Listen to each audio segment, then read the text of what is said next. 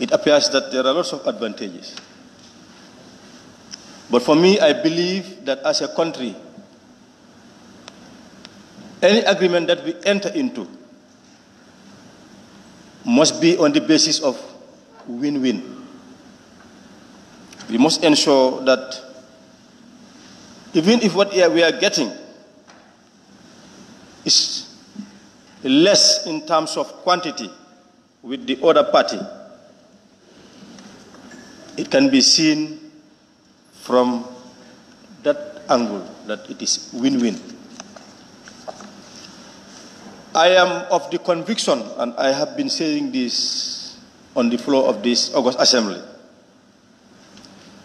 that we are not taking advantage of our marine resources, our fish and fishery resources. We have them in abundance. Of course, the abundance is not going to be permanent, given the activities, industrial activities that are taking place.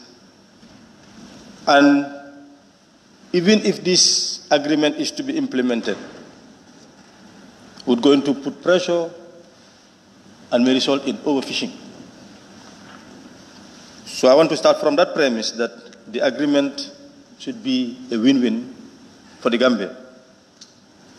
They are talking about Gambia lacking the capacity. So therefore,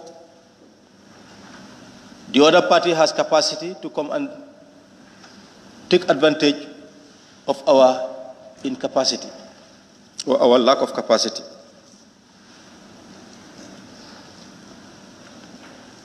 But I believe if we recognize that disadvantage, the interest and objective of this government should have been how to ensure that this agreement helps us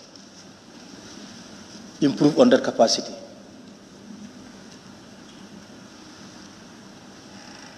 I'm not of the belief that since we don't, the fish that we're talking about, the species, that is the tuna and hake, are migratory, and then they are not fish that we normally consume in this country.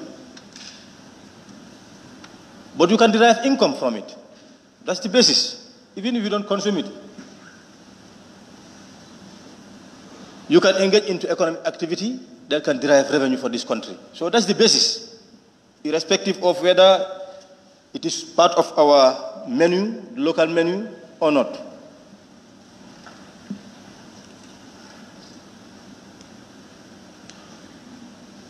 It is talking about employing young Gambians to a vessel. Of course, our interest is,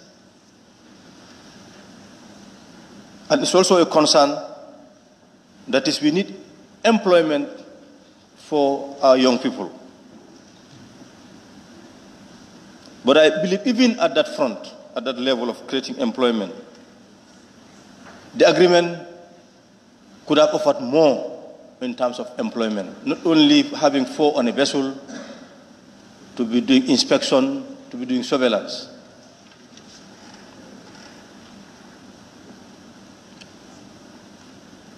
The agreement could have factored processing. Whatever catch they may have, the processing not to be done on the vessels or elsewhere, but in the country here. A factory could have been created to that effect onshore in the Gambia here that would be processing whatever catch from those vessels.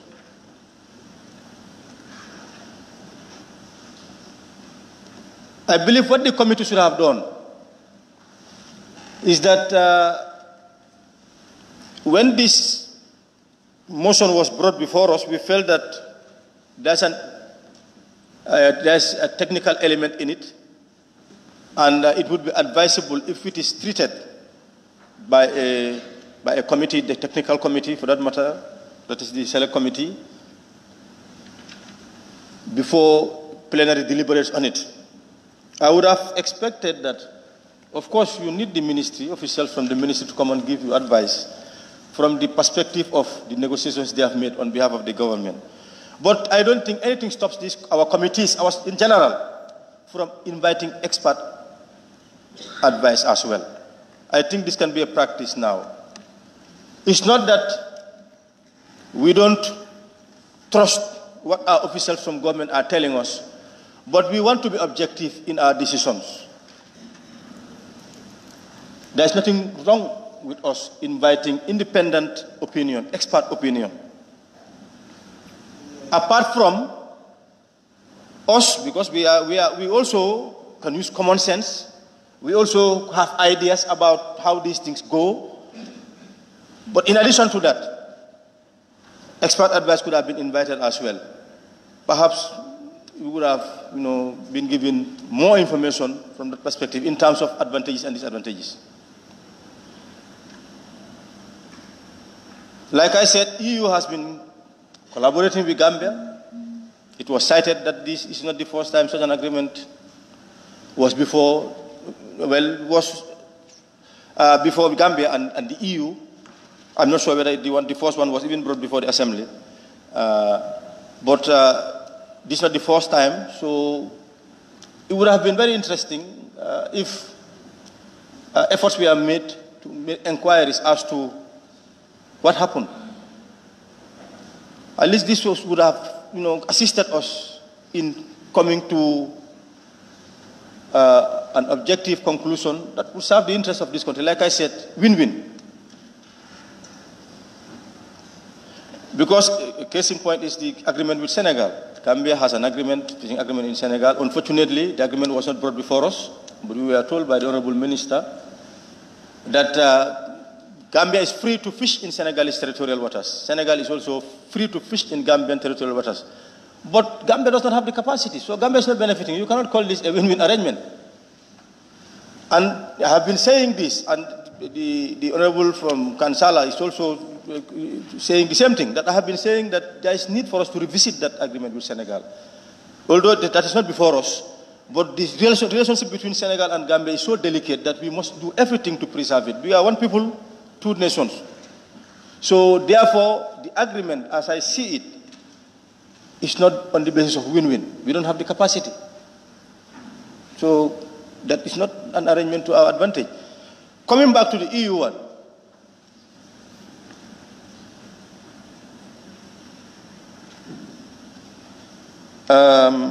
like I said, this could have been factored, that in terms of creating employment, we should have ensured that whatever catch that is coming from these vessels is processed in the Gambia. In fact, this would even help us in our surveillance. We would have known the quantity of fish that these vessels catch from our waters.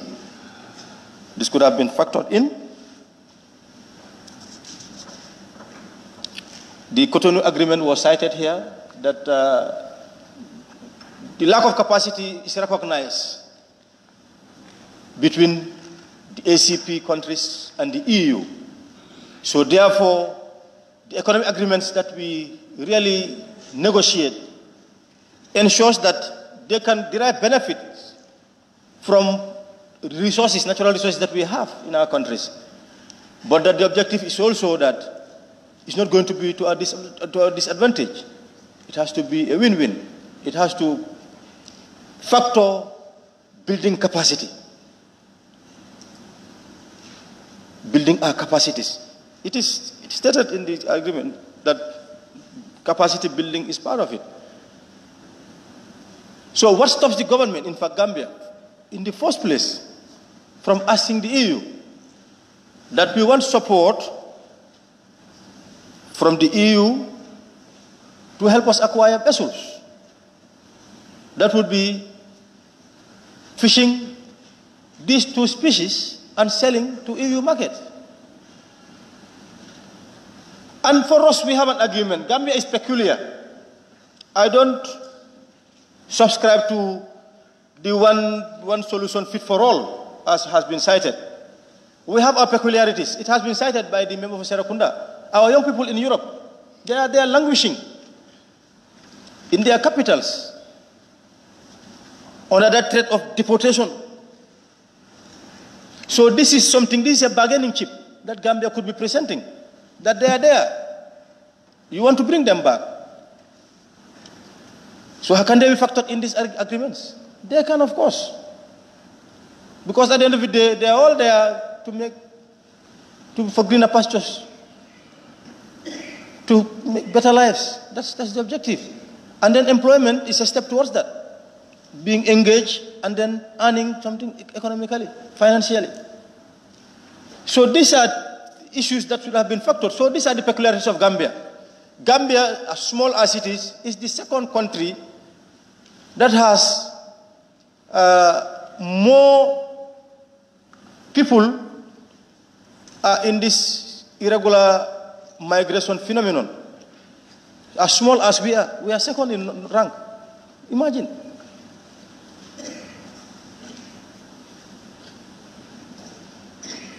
So I believe the agreement has not done much in terms of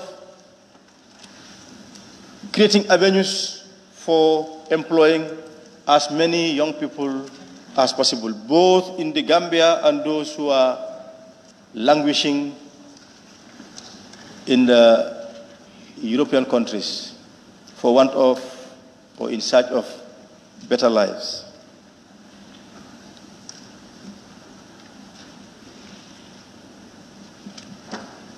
I am also of the view and would support for renegotiation, Honorable Minister.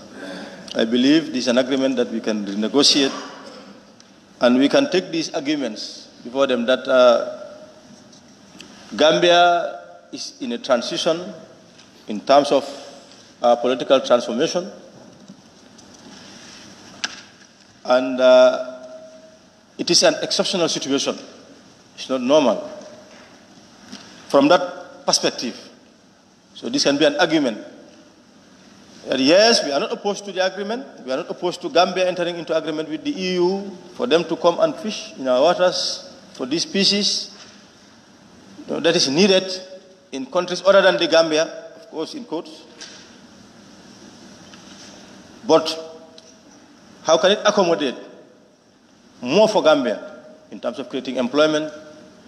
We're having factories onshore in the Gambia here for the processing of the fish that is caught by the vessels.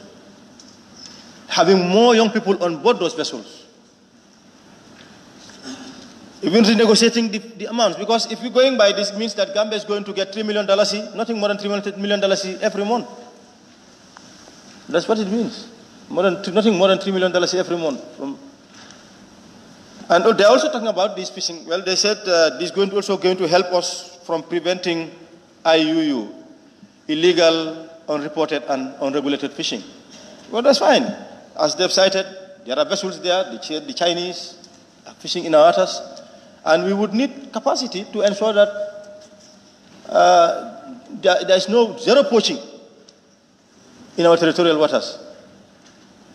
But then, I am of the conviction, unless otherwise proven wrong, that EU would not be, engaging anything that would be exploiting the Gambia at the end of the day, considering the concerns they have expressed, especially, as I have said, the Gambia is in a transition, and therefore it's an exceptional situation that needs support for us to be on our feet to start a new process in terms of nation building that is post-transition Gambia. So, in conclusion, I would really support efforts towards renegotiating this agreement so that at the end of the day it's going to be a win-win for both the Gambia and the EU. On that note, thank you.